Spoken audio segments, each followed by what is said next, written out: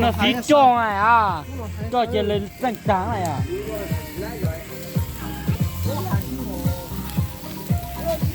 chị chụp chút tờ đó mà tôi chụp tôi phải bỏ cái này mới to nó chỉ này cái mà tôi cho nó theo còn đây chụp cũng nhẹ có là chỉ lo rồi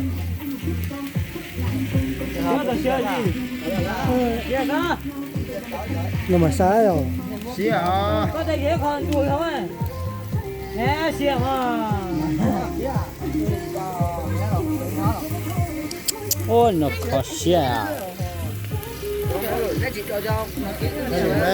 nó phải thêm cái nè nó là mày chưa nè mày chưa tuổi quay lấy cái này nè thì nó vậy tua tao sai thế nữa hay là chỉ sáng năm hôm nay tụi nấu rồi thì chưa học khá giờ tụi nấu á nên chỉ sáng nó vậy tua nó là nó bên đó lên quay nó à cho bỏ cái này à xíu có bỏ cái chỉ xíu không chỉ cường nàng không sầu và đi đuổi đi đuổi đi à không chịu Đó sẽ cần đứa chị.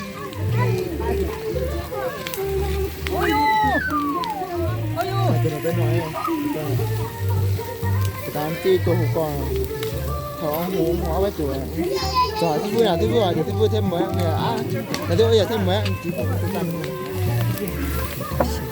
tôi coi là nhiều tiền nhỏ coi tiền nhỏ cho coi nhiều tiền bùi ở đây ăn tàu đó tôi hỏi cái này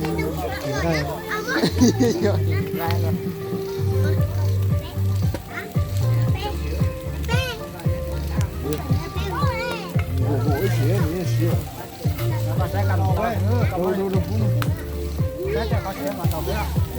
再知道了。nhiều rồi tụi con đây à Tao liền nè. Giờ bác không giờ chế nè.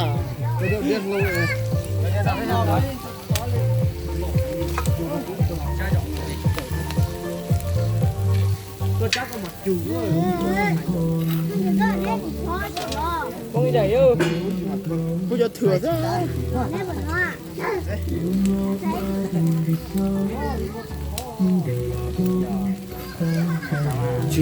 chú mới chẳng kéo Ô, chú nó bây giờ người ta nó sợ à. nó lên cửa xe phía sau đây là xe Cái gì sợ. Sợ, tôi biết chắc ăn tầm gì á. là xe nó cho tao kia là mà đó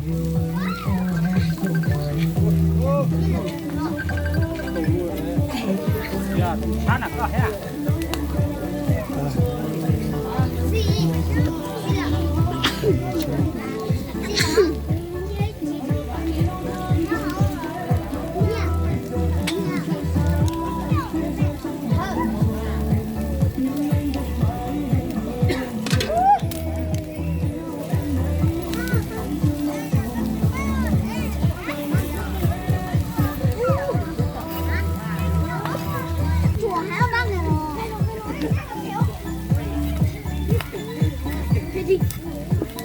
Cái chán nó thôi, nó thì thành ra.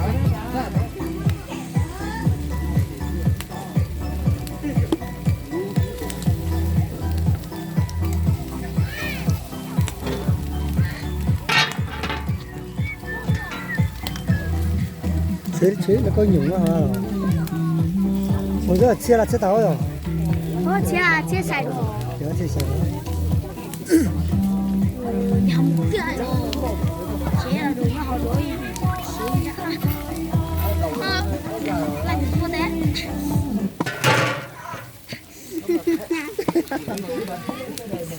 Cái tí lít hai mươi đô la lít kia. Kia. Kia lư. Tao dùng trâu này kia. cái gì đây Có tiền là có gì hả giá đâu.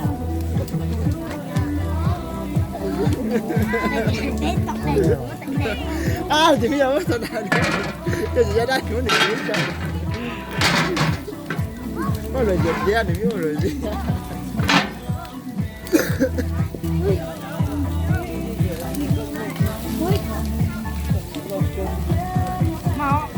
có chỗ nào có chỗ Kita tak tahu.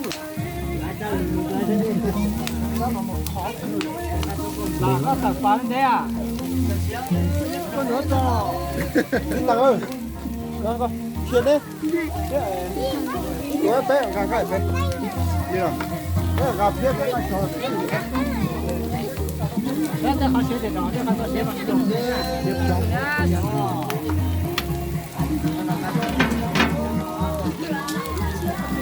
Đi đâu hết sạch.